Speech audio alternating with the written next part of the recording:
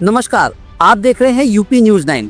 आज हम पहुंचे हैं उत्तर प्रदेश के बलिया जनपद के करनई गांव में, जहां यूपी सरकार के कद्दावर कैबिनेट मंत्री एवं सुहेलदेव भारतीय समाज पार्टी यानी कि सुभाषपा के राष्ट्रीय अध्यक्ष ओम प्रकाश राजभर पहुंचे थे।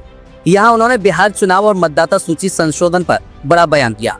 चुनावी मौसम में जब बिहार की राजनीति में हलचल मची है तो ओम प्रकाश राजभर अपने खास अंदाज में भाजपा एनडीए गठबंधन की रणनीति को और धार देने के चुनावी रंग में नजर आए। कार्यक्रम के दौरान मीडिया से बात करते हुए ओम प्रकाश राजभर ने साफ साफ कहा कि बिहार में इस बार मतदाता सूची का गहराई से पुनरीक्षण किया जा रहा है, जिससे न सिर्फ फर्जी वोटरों बल्कि विदेशी नागरिकों को भी वोटिंग की सूची से बाहर किया जाएगा। राजभर का दावा है कि सभी सरकारी योजनाओं, चाहे वह प्रधानमंत्री आवास योजना हो या फिर मुफ्त राशन योजना, का फायदा अब सिर्फ असली और पात्र नागरिकों को ही मिलेगा।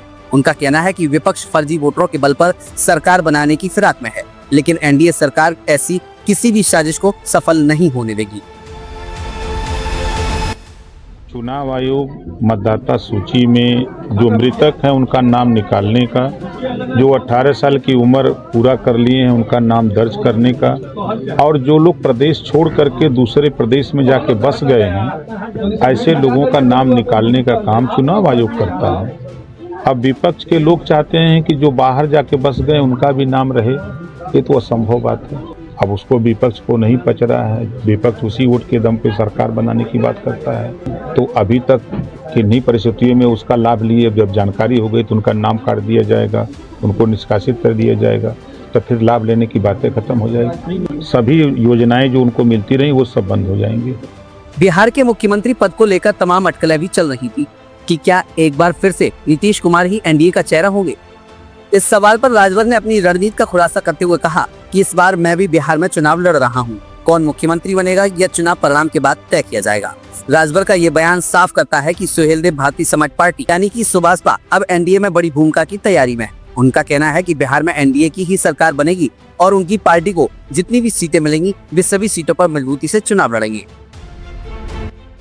हम वहाँ का मालिक है ही।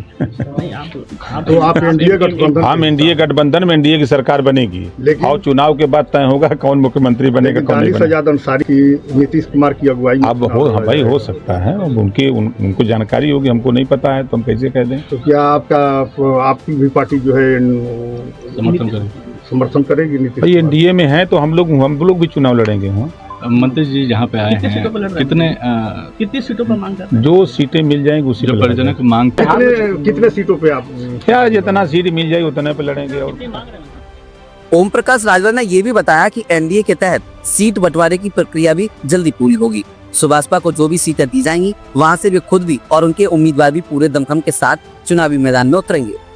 उनका दावा है कि बिहारी जनता इस बार उनके विकल्प को भी गंभीरता से देख रही है और सुभाषपा बड़ी चौंकाने वाली भूमिका निभा सकती है। राजभर से जब कृषि कानूनों पर सवाल पूछा गया तो उन्होंने स्पष्ट रूप से कहा कि देश में किसान हित में अगर कृषि भूमि की जरूरत महसूस हुई तो कृषि मंत्री प्रस्ताव लाएंगे और कैबिनेट में चर्चा के बाद ही उसे लागू किया जाएगा। उन्होंने कहा कि किसानों के हित में बिना सलाह मशवरा के कोई भी फैसला नहीं लिया जाएगा।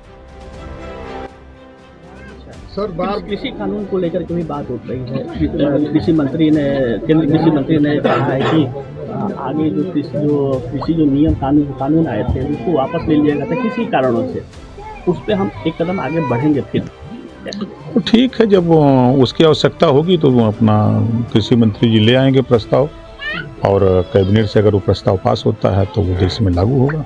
सर, नीतीश कुमार फिर मुख्यमंत्री बनेंगे। राजभर ने मंच से यह भी घोषित किया कि अब फर्जी वोटरों और योजनाओं के लाभार्थियों पर पूरी तरह नजर रखी जाएगी। बिहार में पारदर्शी चुनाव और पात्र लोगों की ही योजनाओं का लाभ दिलाने का वादा करते हुए उन्होंने विपक्ष और फर्जीवाड़े के खिलाफ बड़ी मोर्चाबंदी का ऐलान किया।